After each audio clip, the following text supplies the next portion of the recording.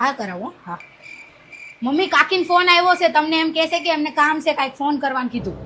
અરે એમને કહી દે અત્યારે મારે ટાઈમ નહીં, એમને કંઈક ગરજ હોય ને તો જ ફોન કર્યો હોય, ખાલી ખાલી તો કંઈ કરતા નહીં. સારું કહી દઉં. હા કાકી, હા મમ્મીને ટાઈમ નથી, અત્યારે કામ કરે છે, હમણાં ફોન કરશે. એ હા એ હા. મમ્મી બાનો ફોન આવ્યો છે, તમને વાત કરવાની કહે છે તમારી જોડે. અરે બાને કે અત્યારે મારે ટાઈમ નહીં, અમારે 108 પાઠ પૂરા કરવાના છે, પછી ફોન કરીશું, અત્યારે નવરી નહીં કંઈ. પાઠ કરો છો એમ કહું? સારું. હલો હા બા. હા મમ્મી અત્યારે પાઠ કરવા બેઠા છે ને તો નવરા નથી, હમણાં તમને ફોન કરશે હો. એ હા હા હું કરાવું. હા મમ્મી ફૈબાનો ફોન આવ્યો તો એમને ફોન કરવાનું કીધું, શું કહું? અરે એમને કહી દે મને તાવ આવ્યો છે ને, ઊભું નહીં થવાતું મારાથી, એટલે હું ફોન નહીં ઉપાડું અત્યારે. કહી દે તાવ આવ્યો, જા. તાવ આવ્યો છે એમ કહું? કહી દઉં તાવ આવ્યો છે ને તમને. કેટલું ખોટું બોલે.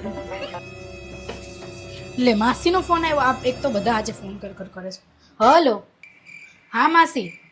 અરે કઈ નહીં, મમ્મી તો બહાર ગયા છે, તાવ આવે છે ને એવું જ કહે છે, આજ કોઈ જોડે એમને વાત નથી કરવી. હા પછી કરાવીશ નિરાતે ફોન. એ હા હા. કોનો ફોન છે? માસીનો. અરે પણ કાપી શું કરવા નાખ્યો? તારી હિંમત કઈ રીતે થઈ ફોન કાપવાનું? મને આપને મારે વાત કરવી છે. મમ્મી સવારના બધાના ફોન આવે છે, તમે તો ના જ પાડો છો વાત કરવા માટે. માસીનો ફોન આવ્યો તો કે મારે વાત કરવી છે. હા તો એનો તો રોજ કામ હોય એટલે જ આવે.